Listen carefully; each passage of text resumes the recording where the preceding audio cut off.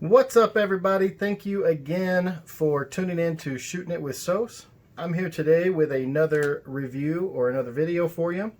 Today it's going to be about a couple of pistols that I have. Specifically the Smith & Wesson 442, which is this one, and the 22-06 or the 2206, which is this one, which is in all stainless.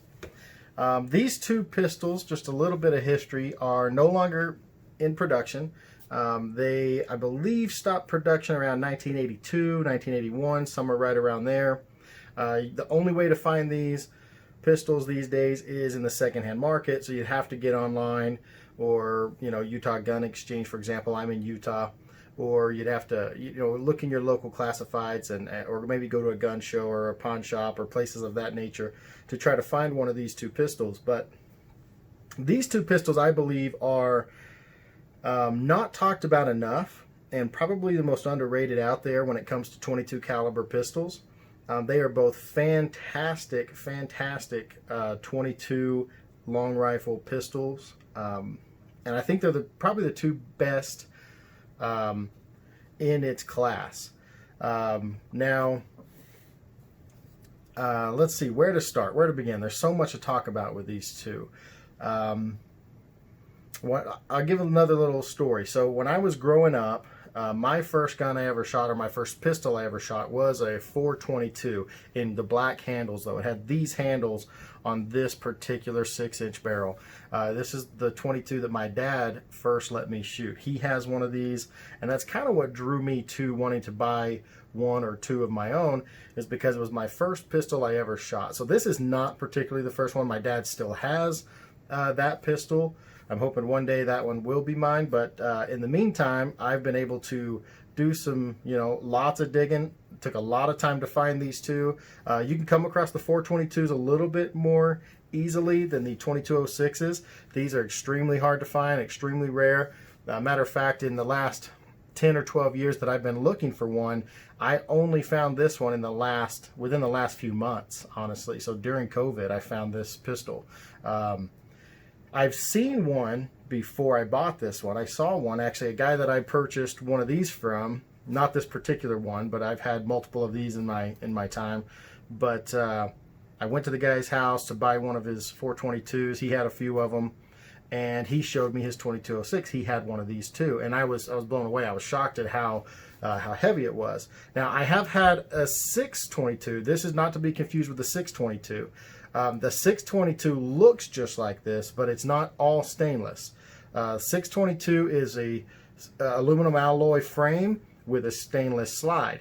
This one is a stainless frame and a stainless slide. All the components in this bad boy are stainless. So it's much heavier than, say, this one, or even its 2206 brother, if you will. This one is an aluminum alloy, and then it has a stainless slide. Or this one might be a carbon slide that's been blued, or it could be a stainless blued slide, but either way, it's a blued slide, and it is steel. So, but it is quite a bit lighter. I wish I had a scale so you could feel the differences here.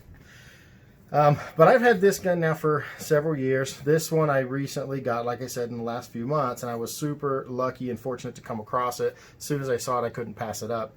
To find one of these, you're probably going to be, like, just for a price range, if you do find one of these, you're probably going to be anywhere from $200 to $600. It's a pretty wide spread of price, but it's just because they're so rare, and some people may not know what it is, and they may just sell it for a couple $100. These you can find anywhere from $100 up to $500, up to maybe $400 or $500. It really just depends on the length of barrel, the quality and condition that it's in, whether it has the target sights and the wood handles or the polymer handles and just the standard sights. So it really just depends on which one you're getting and the condition that it's in. You can still find parts for these all over the internet, but you cannot buy these pistols anymore unless you get it secondhand.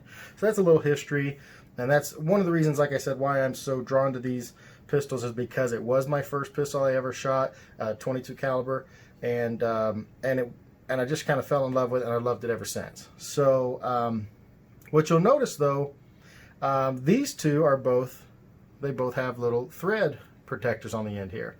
Now these guns do come from the factory. If you do find one, they are all threaded. All of them from the factory are threaded, and it looks like this. So it comes with these parts. So it comes with what's, I guess you call a barrel. What is it called? Like a crush washer, and there's the one for that one. And then it has a barrel nut.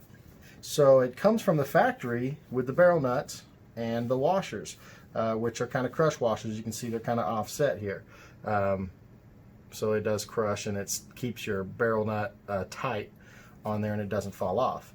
Now for me, I found a company online. I forget their name. I think it's KWK or KWM or something. I just can't remember right now. I'll put the link down if I find it. But they sell parts for this gun. Specifically, they sell the adapters well, first of all, the tool to remove the barrel nut safely and cleanly. And being that these are old firearms, these probably could maybe have never been removed, and so they may be very tough to remove.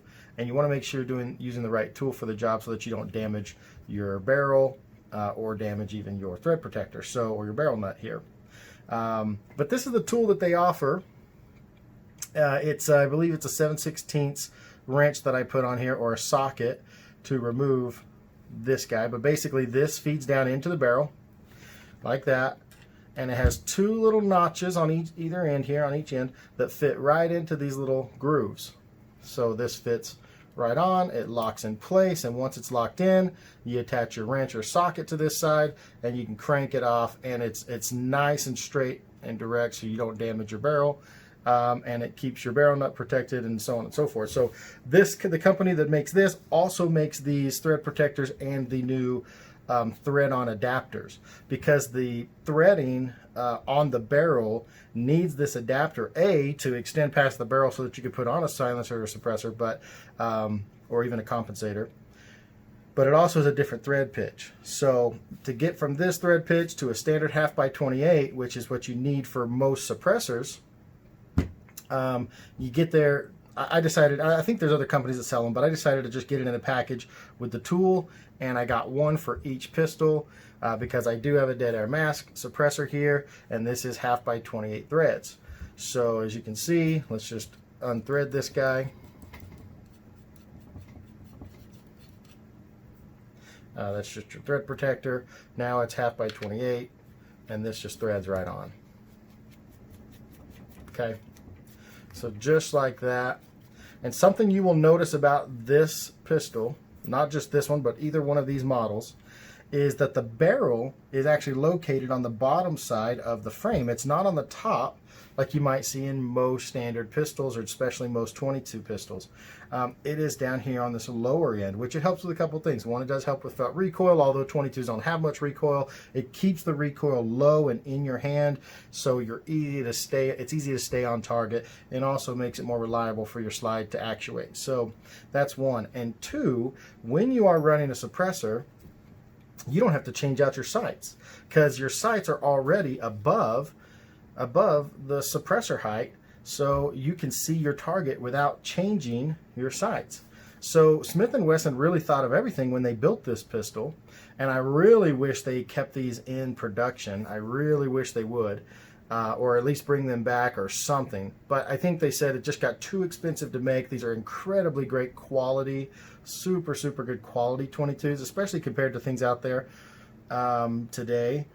But you can see here, the chamber is down low as well. See, it doesn't eject out of the top here. It ejects down here on this bottom side. It is a 6.5 or 6.25 inch barrel.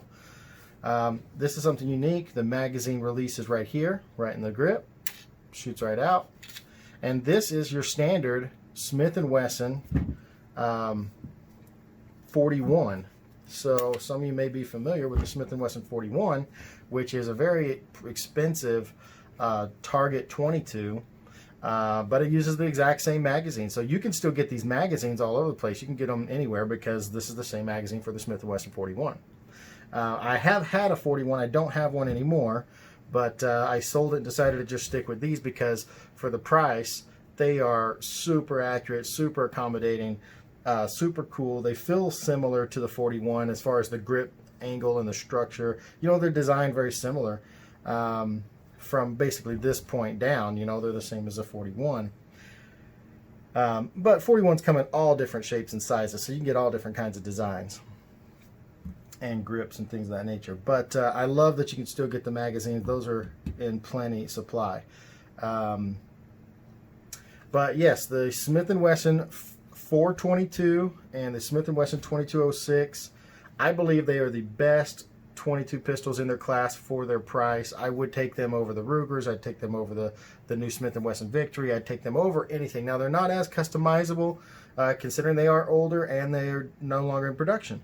But they are incredible pistols. I'll show you the other sides of them. So, I think if you ever get a chance to pick one of these up, don't pass up the opportunity. I think you will love it. They're accurate. They're reliable. They shoot any kind of ammo I've ever put down them. They're super fun. They're great starter pistols for anyone who's trying to learn.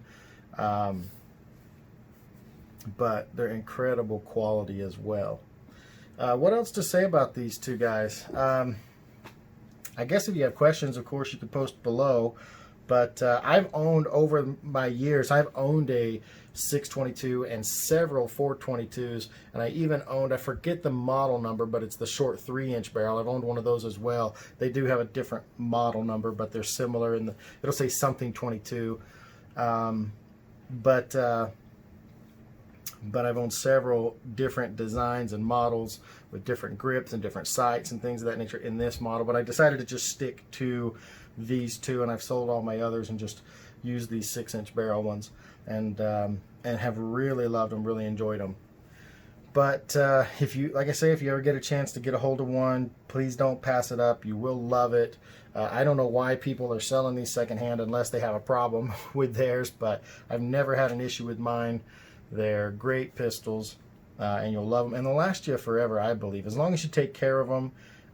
You can still get the firing pins and the springs and all that. You can still get those secondhand if you need parts. You may even stock up on a couple parts if you have one of these. But I mean, you have to shoot the crap out of it for really to need those things. Just terrific guns. Now this one I do have original paperwork, everything original with this one that came in the box, which is super cool. I'm glad I got that. And they are 12 round magazines. That's another really great thing. They do come in 10 round, but you might see here that does say 12. I don't know if you can see it.